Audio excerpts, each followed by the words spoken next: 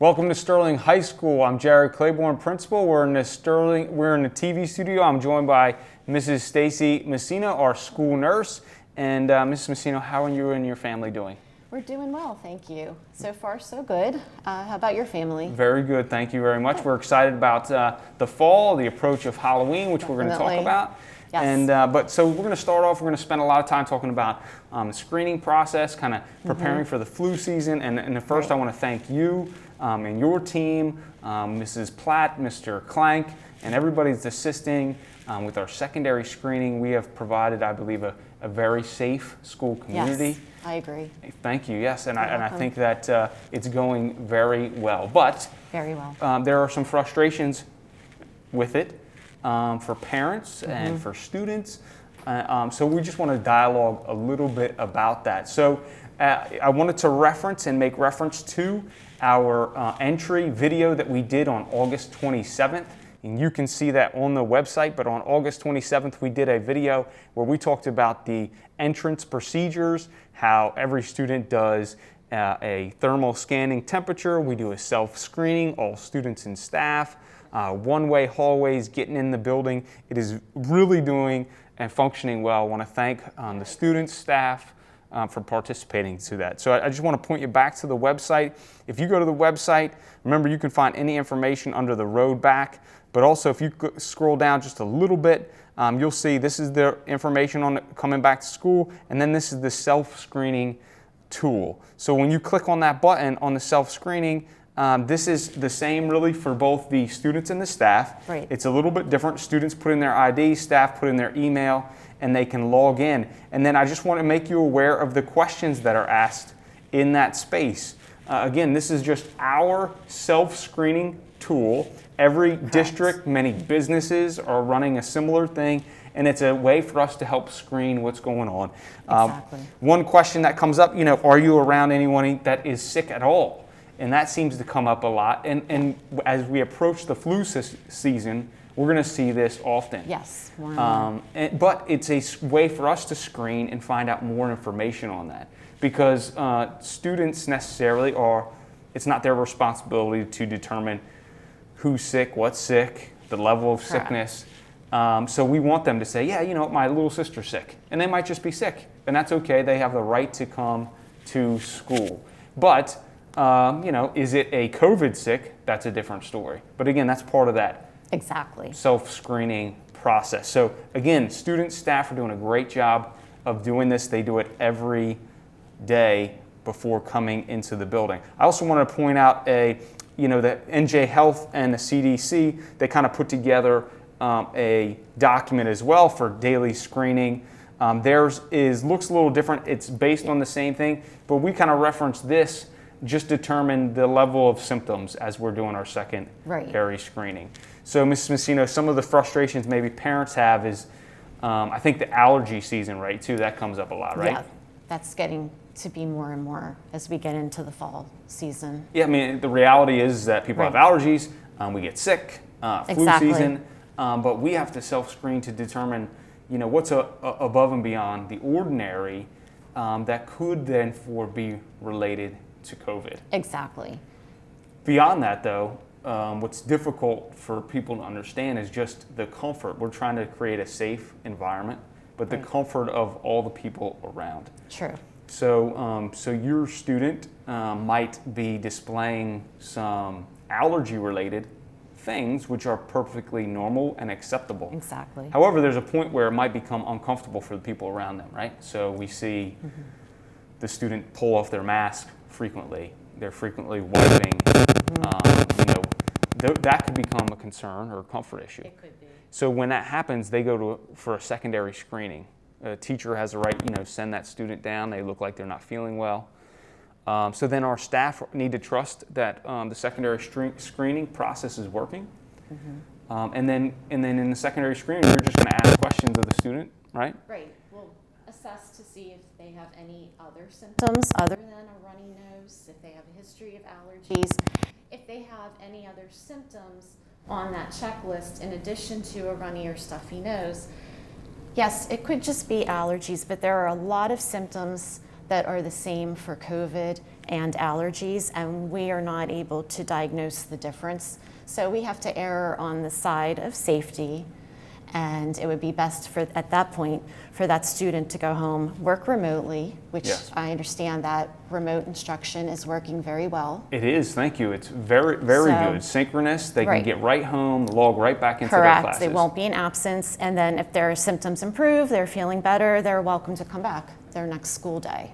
Very good. All right, so 3 quick points. Number 1 is parents, I just want you to be aware of these documents, that self-screening tool that we use, this is the one, but that you should be screening at home beforehand, not completing Correct. or submitting the form, but just pre-screening your student. Exactly. If they're sick at all for any reason, have them stay home. Be confident that our remote instruction, the synchronous thing that we're offering through Teams is functioning well. And that's just for the safety of everybody. Exactly. And the comfort of the people around us. So, please stay home. So that's step 1. If you're staying home, you should be contacting, your students should be contacting the teachers and saying, hey, I'm logging in from home today. You'll be marked present online. And that should also go to either the counselor or to the main office with Mr. Carter so that they can check the attendance for that. And that's perfectly acceptable. So then the second piece here is that, let's say you come to school and we determine that those in secondary screening that these symptoms just are a little bit more than should be in school, we're going to ask you to go home. And that's going to be frustrating for people at times, I believe. Yeah, but it's the safety. We're making the best decision based on our screening. Right. And then we're not the doctor. Right. And then it could result where we might require additional documentation before you could come back. Correct. So those are, if we believe it's COVID related, then you should, and this is per the county documents, is that you need to get a COVID test or a doctor's note specifically stating why you did not require a COVID test.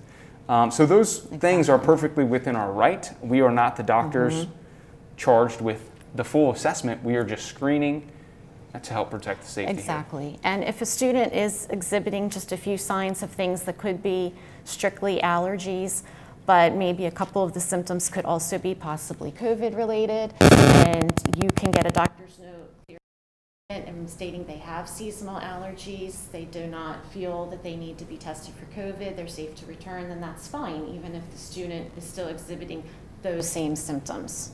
Very good.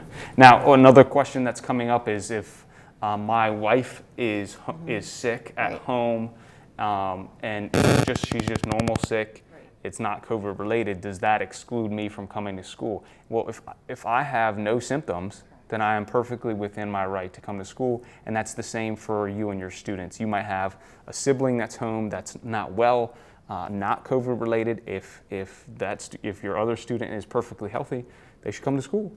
And we're going to work together to make that. It's a great timing, Mrs. Masino. Thank you for joining me. We anticipate not only an uptick in COVID cases as we've seen, but also that the flu season's coming, and it's just going to be a stressful time.